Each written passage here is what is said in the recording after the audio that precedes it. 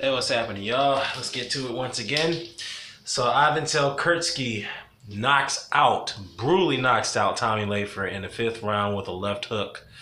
And let's put it this way: it was a first few rounds was a technical boxing match. Tommy Langford was I had him winning the fight 3 rounds-1 before the stoppage. Now, the first round, he did seem a bit intimidated by the short size and the head movement of Khurtzidse and his strength, because Khurtzidse is an incredibly strong guy for his, for a short guy, but he's very stocky. Um, he shows head movement. His style. His presence. And his the way he moves his head kind of resembles a Mike Tyson, because Mike Tyson is his idol. He looks up to him, and that's his inspiration for boxing. Now, let's not get it twisted. Now, he's not as technically good as Tyson was. No, no, no, no, no, no, no, no. Because Khurtzidse still kind of lacks a little bit of technique, a little bit when I watched him against Langford. But he was a little bit technically better when he fought Antoine Douglas, when he beat him in the upset. But maybe he was bothered by the movement of Langford, because Langford was moving around pretty well in the ring, though he was moving away quite a lot, somewhat a lot, I should say. Or the fact that he was trouble making 160, he had trouble making 160, because he looks incredibly big for a goddamn middleweight, especially if that's despite the fact that he has a short height, but he's very stocky. So I'm not sure how long he can continue to make that weight at 160. So he's yet to be seen.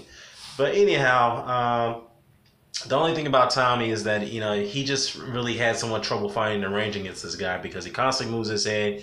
He's constantly coming after you, and you can see why he was avoided by some of the middleweights by some of the middleweights. And many want to talk about Golovkin is avoided, is only middleweight being avoided. Well, no one wants to talk about Khurtzidse getting avoided. But anyways, that's besides the point. The point is that he had no respect for Tommy Langford. And Tommy Langford didn't really commit on most of his punches. He was just throwing enough punches, flurries, just to flurry, get out of the way, continue to move, box, flurry, get out of the way. He just wasn't really committing any punches, and that's the reason why I seen that Khurtzidse didn't show any respect for Langford at all. No respect at all.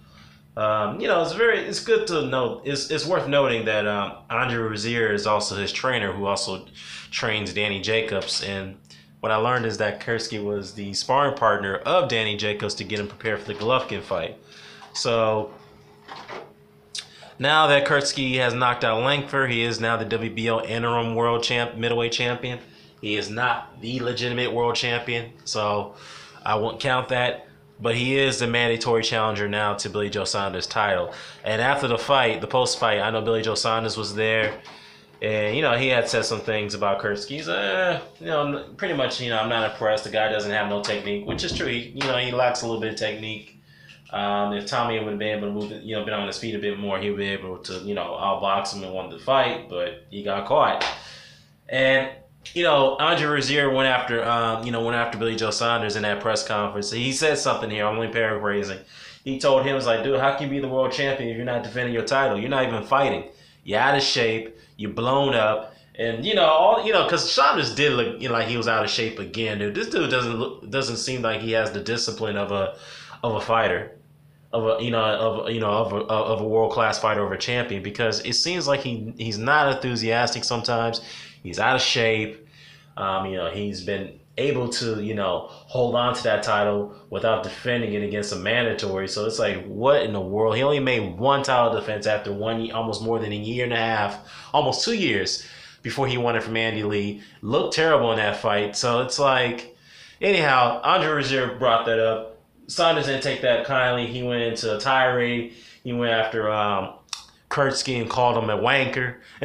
He's from Georgia, and he said Georgians, they have wankers. You lost to Nadam Junkum. He's a wanker. I wouldn't call Nadam, Junkum a wanker. He's a very good fighter. Don't get me wrong. He's a very good fighter.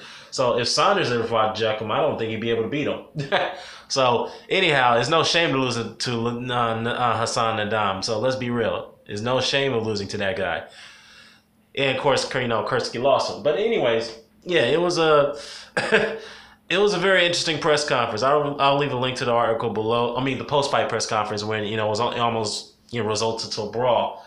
But needless to say, we have a fight in our hands. Definitely looking forward to that fight between Saunders and Khurtzidse. I am picking Saunders to win that fight. I'm gonna be real, but if Saunders doesn't get Khurtzidse's respect early on, then yeah, I don't see him lasting in there against Khurtzidse, because Khurtzidse got incredible power, man. It's freakish. I mean, Jesus Christ. And what's funny about Khurtzidse, he's a very enthusiastic guy, man. He's like, energetic. He seems positive. And what's funny, he's funny as hell, because after the fight with Langford, after he knocked him out, he would start dancing in the ring.